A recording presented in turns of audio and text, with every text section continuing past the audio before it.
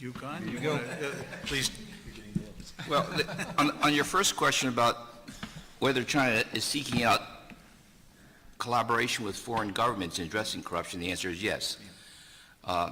It's trying to, in some cases, request extradition of people who've been identified as corrupt. There is discussions and legislation about signing reporting requirements for financial banks and institutions so that the accounts of Chinese nationals overseas will be made available and known to the Chinese government, just like Americans overseas have to report their income.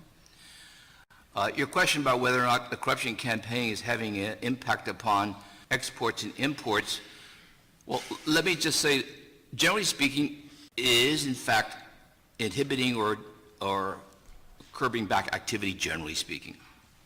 To the extent that trade-related activities, whether it's in the production sense or the actual shipment sense is affected, it will have a negative impact.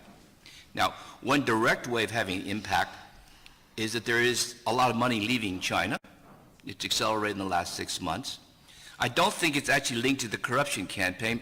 Let me take it back, maybe a portion.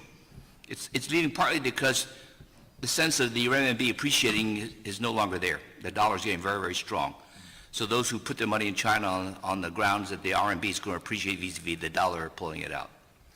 The second reason is that Chinese households and firms are diversifying their holdings overseas. You can now fairly easily transfer your money in Chinese bank accounts overseas if you have proper documentation. You couldn't do this 6 months ago.